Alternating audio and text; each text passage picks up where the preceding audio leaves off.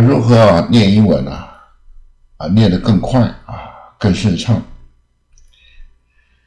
其实念英文的时候念外国文章的时候其实不必念得很快重点是发音准清楚表达就可以当然很多时候我就想念快念得快比较厉害别人比较佩服也可以如果非要念得很快就要有方法而不是一味的快要有方法不然就是乱念一通具体的方法就是轻重音跟滑音简单讲就是意思比较重要的单字念得重一点大声一点时间久一点其他不是重要单字当它有分次重要或非常不重要但是就不是重点字的意思就是看情况念得轻一点快一点有些介系词你就是念得很快很轻没有关系有些字好像有点意思就稍微就慢一点就好轻一点就好要看情况要经验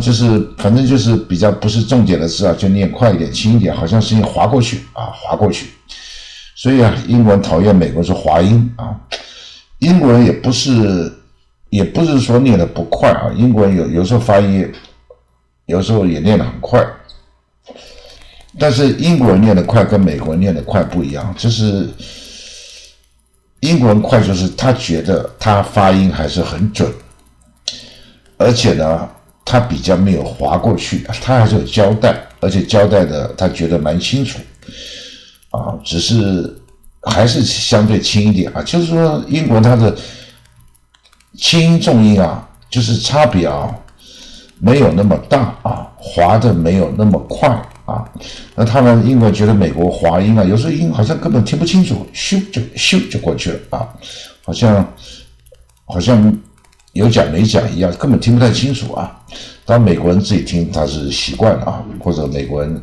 听美国人讲自己人听自己就听你的意思我们中国人讲话嘛有时候就听几个重点字所以这个英国跟美国人不一样所以英国人也看不起美国人的发音咬字也看不起他们的滑音太快当然美国人觉得你老古板你觉得你怎么咬文嚼字字正腔圆太矫情见人就矫情这不一样当然这种情况有点像这个北京中国这个北方口音跟台湾口音不一样都是讲普通话台湾就觉得你怎么讲话儿化音儿的音这个字正腔圆就是太矫情了那个北方中国北京北方就觉得台湾讲话怎么讲普通话台湾是叫国语中国到讲普通话就说台湾人讲普通话怎么都不卷舌讲得快慢是一回事怎么讲的这咬字不清楚也不太卷舌所以各有利弊台湾就觉得我们就讲得很顺就好你木什么儿化音这个卷舌不卷舌这样子不管了反正我们这一集就是讲说如果英文念得比较快比较顺可以就掌握单字的意思根据意思比较重要性的单字跟比较次要性的或不太重要单字这样子念重一点轻一点这样差别会久一点快一点我们这一期就以美国现任总统拜登就职演讲为例因为这个就职演说没有问题嘛内容一定好得不得了文法用字遣词都没问题嘛而且他这一篇写的算是比较简单一点有的总统演讲稿你看Thomas Jefferson杰弗逊那个演讲稿很难得要命这篇比较简单那红色字像这种红色字就是重点字可以念重一点时间久一点其他一般黑色字看情况就是可以念轻一点快一点这样就可以达到念得比较快而且快中快是可以可是要掌握几个原则第一个咬字不能乱你不能说我因为我念很快所以我的发音就不好那不行那叫没意思那不如念慢一点所以咬字发音不能跑掉然后另外一个就是你的那个黑色字就意思比较没那么重要字就是你还是要交代一下不要稀里糊根本听不到那也不行所以一开始的时候可以轻跟重不要差距那么大有差距就可以，慢慢有经验就可以拉得开一点只要掌握以上的技巧，并且多加练习，就容易驾轻就熟了我这边我们在讲一个现象，就是一般人对英文错误的观念很多其中一个错误就是你看外国人怎么讲那么快你看我们看美剧美国电影你看演员琵琶那个用词遣词还蛮深的然后讲得好快这个根本跟不上你看好棒或者说 ABC 美国回来的这个我们这个这个台湾去的或者在美国长大亲戚朋友讲那个 ABC 讲话好快我们先讲那个电视上电影上那假的因为他们这个都是拿剧本千锤百炼这已经看了很多次背了几十次100次然后演的时候又噼里啪啦又这个又搞不好 NG 这 cut 中断很多次，最后一次成功那是假的所以很多演员你看他演戏的时候讲得好快你看他接受访问的时候就慢条斯理然后还有哈的，那你说电视上都没有吃螺丝讲话没有什么哒哒没有这种顿的没有，因为他是千锤百炼嘛，他是讲了多少次拍了多少次取他成功的一次那 ABC 也是比较快一点那快一点也是没错当然不可能到这个电影上演的那么快，但是感觉上比我们平常快。那当然他是母语所以我们也不要去跟因为人家是母语我们不是母语我们就讲那个清楚最重要美国有一些反而是大人物小孩子嘛讲7、8岁8、9岁讲得快得不得了一般也讲得蛮快的但是你看有地位总统大官部长大企业老板这大学教授反而讲得比较慢因为他是要讲话是要重点讲清楚当然比较例外就是那个新闻主播，因为他是练家子他每天在讲这个，所以比较快所以我们讲一个基本的概念好，我们来念一下这是总统的演讲，拜登演讲稿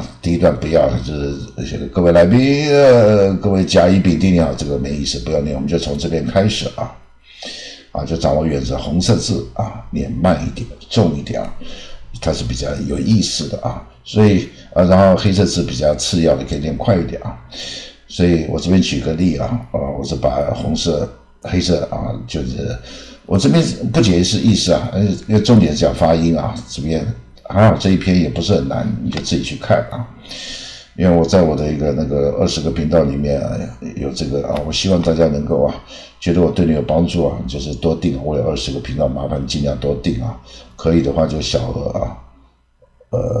额赞助一下好，我们再念一下那你就以后碰到英文的时候依照这个原则可以下去可以分轻重音开始念 This is America's Day. This is Democracy's Day. A day of history and hope, of renewal and resolve. Through a crucible for the ages, America has been tested anew, and America has risen to the challenge. 这边为什么有一个蓝色字？就是两个连在一起，可是它是不能一起连，要分开，等于是有个逗点这个意思。Today we celebrate the triumph not of a candidate, but of the cause of democracy. The will of the people has been heard, and the will of the people has been heeded. We have learned again that democracy is precious. Democracy is fragile. 这个字可以念 fragile， 美国念 fragile 英国常念 fragile 都可以。At that hour, my friends, democracy has prevailed. So now, on this hallowed ground, where just days ago violence sought to shake the capital's very foundation, we come together as one nation under God indivisible to carry out the peaceful transfer of power as we have for more than 2 centuries. We'll look ahead in our uniquely American way, restless, bold, optimistic, and set our sights on a nation we know we can be and we must be.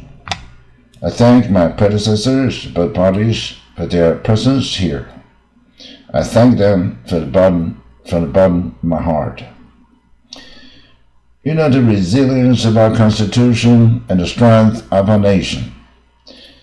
It does President Carter, who I spoke to last night, but who cannot be with us today, but whom we salute for his lifetime of service.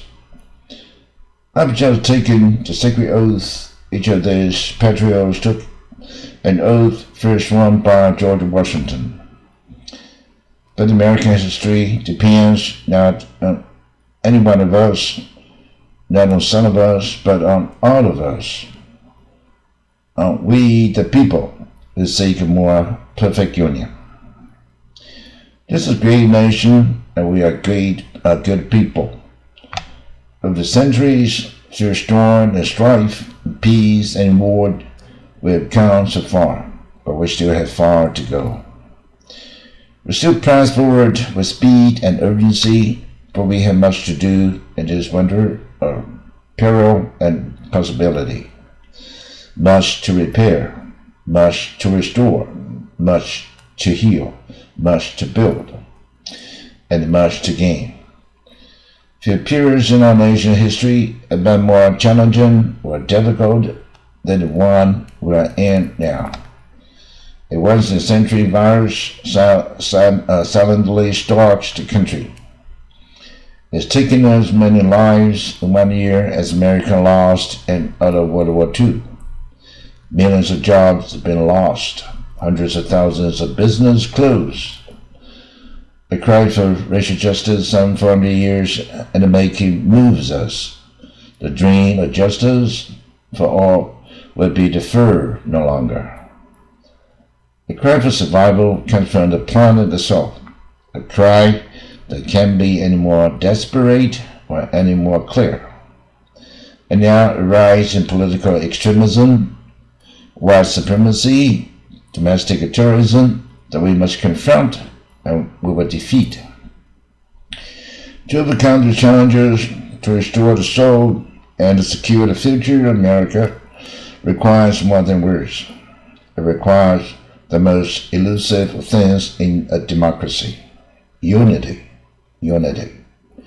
You know, the January in Washington on New Year's Day, 1863, Abraham Lincoln signed the Emancipation Proclamation. When he put pen to paper, the president said, "If my name ever goes down into history, it will be for this act, and my whole soul is in it." My whole soul is in it. Today, on this January day, my whole soul is in this. Bringing America together, uniting our people, and uniting our nation. I ask every American to join me in this cause, uniting the fight to common foes we face. Anger, resentment, hatred, extremism, lawlessness, violence, disease, joblessness, hopelessness. With unity, we can do great things, important things. We can right wrongs. We can put people to work in good jobs. We can teach our children in safe schools. We can overcome this deadly virus. We can reward work, rebuild the middle class, and make health care secure for all. We can deliver racial justice. We can make America, once again, the leading force for good in the world. And this speaking of unity can sound like a foolish fantasy. I know the forces that divide us are deep and they are real. But also know they are not new. Our history has been a constant struggle between the American ideal that we all created equal and the harsh, ugly reality that racism, nativism, fear, and demonization have long torn us apart. The battle is perennial. Victory is never assured. Through the Civil War, the Great Depression, World War 911, through struggle, sacrifice, and setbacks, our battle angels had always prevailed. Each of these moments enable us to come together to carry all of us forward. And we can do so now. History, faith, and reason show the way of unity. We can see each other not as adversaries, but as neighbors. We can treat each other with dignity and respect. We can join forces, start shouting, and lower the temperature. For without unity, there's no peace, only bitterness and fury. No progress, only exhausting outrage. No nation, only a state of chaos. This is our historical moment of crisis and challenge, and unity is the path forward. And we must meet this moment as the United States of America. If we do that, I guarantee you we will not fail. We will never, ever, ever fail in America when we have act together. And so today, at this time and in this place, let us start afresh. All of us, let us listen to one another, hear one another, see one another, show respect to one another. Politics need not be a raging fire, destroying everything in its path. Every disagreement doesn't have to be a cause for total war. And we must reject a culture in which facts themselves are manipulated and even manufactured. My fellow Americans, we have to be different than this. America is to be better than this. And I believe America is better than this. Just look around. Here we stand in the shadow of a Capitol dome that was completed amid a civil war when the Union itself hung in banners. Yet we endured and we prevailed. Here we stand looking at the great mall where Dr. King spoke of his dream. Here we stand where 108 years ago, another inaugural, thousands of protesters trying to block and brave women from marching for the right to vote. Today, we mark the swearing-in of the first woman in American history elected to national office, Vice President Kamala Harris. Don't tell me things can change. Here we stand across the Potomac from Arlington National Cemetery, where heroes who gave the land a full measure of devotion, rest, and internal peace. And here we stand, just days after rioters mob thought they could use violence to silence the will of the people, to stop the work of our democracy, and to drive us from the sacred ground. That did not happen. It will never happen. Not today, not tomorrow, and not ever. To those who support our campaign, I'm humbled by the faith you have placed in us. To those who did not support us, let me say this. Hear me out as we move forward. Take a measure of me and my heart. And if you still disagree, so be it. This democracy, this America, the right to stand peacefully within the guardrails of our republic is perhaps our nation's greatest strength. Yet hear me clearly, disagreement must not lead to disunion. And I pledge this to you. I will be a president for all Americans. I will fight as hard as those who did not support me as those who did. Many centuries ago, St. Augustine, a saint of the church, wrote that the people was a multitude defined by the common objects of their love. What are the common objects we love that define us as Americans? I think I know. Opportunity, security, liberty, dignity, respect, and honor. And yes, the truth. Recent weeks and months have taught us a painful lesson. There are truth and there are lies told for power and for profit. And each of us has a duty and responsibility. Citizens, as Americans, especially leaders who have pledged to honor our Constitution and protect our nation, to defend the truth and to defeat the lies. I understand that many Americans view the future with some fear and trepidation. I understand they worry about their jobs, about taking care of their families, about what comes next again. But the answer is not to turn inward, to retreat into competing factions, distrusting those who don't look like you do, or worship the way you do, or don't get their news from the same sources you do. We must end this uncivil war that pits red against blue, rural viruses versus urban, conservative versus liberal. We can do this if we open ourselves instead of hardening our hearts. We show a little tolerance and humility.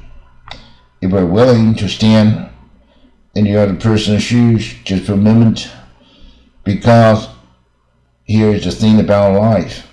There is no accounting for what fate will deal you. There are some days when we need a hand.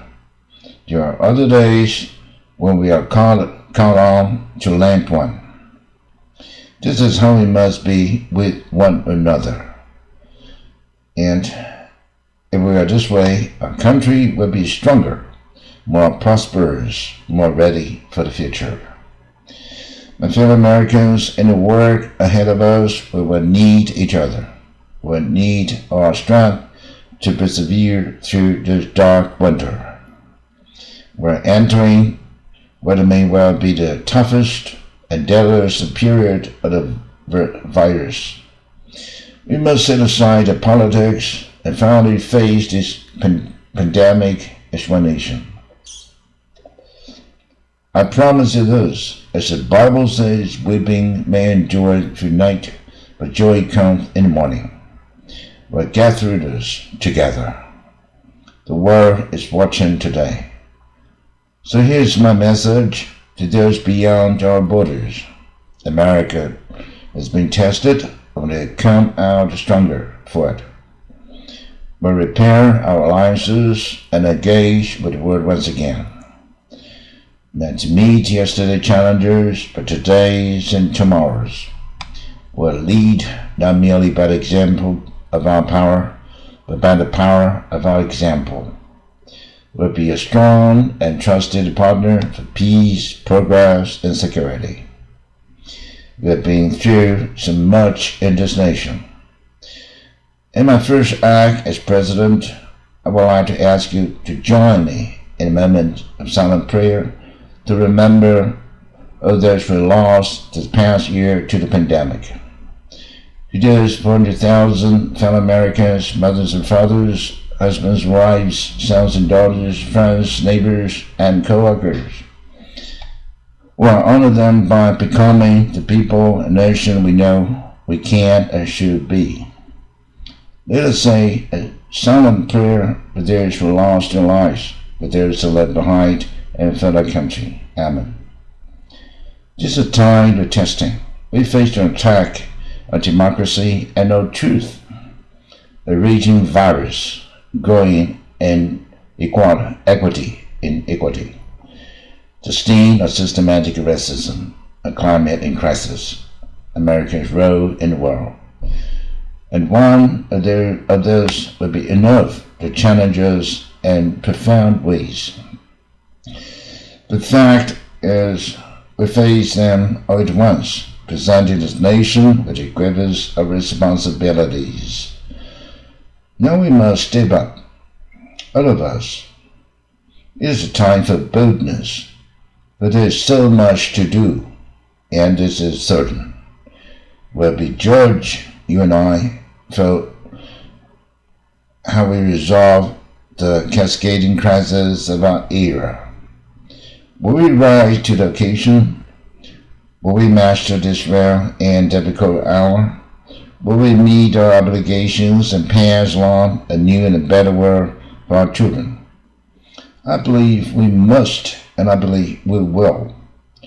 And when we do, we will write the next chapter in American history. It's a story that might sound something like a song that means a lot to me. It's called American Anthem. And there's one verse stands out for me. The work and prayers of centuries have brought us to this day. What shall be our legacy? What will our children say? Let me know in my heart when my days are through. America, America, I give my best to you. Let us add our own work and prayers to the unfolding story of the nation. If we do this, then when our days are through, our children and our children's children will say of us, they gave their best, they did their duty, to heal a broken land. To fellow Americans, I close today where I began with a sacred oath. Before God and all of you, I give you my word. I will defend the Constitution. I'll defend our democracy. I'll defend America. Give my all in your service, thinking not of power, but of possibility. Not the personal interest, but the public good. And together we shall write an American story of hope, not fear, of unity, not division, of light, not darkness. An American story of decency and dignity, of love and of healing, of greatness and of goodness. May this be the story that guides us, the story that inspires us, the story that tells ages yet to come that we answer the call of history. We met the moment. The democracy in hope, truth, and justice did not die on our watch, but thrive. That American secure liberty at home and stood once again as a beacon to the world. That is what we owed our forebearers, one another, and generation to follow. So with purpose and resolve, return to the task of our time, sustained by faith, driven by conviction, and devoted to another and to this country we love with all our hearts.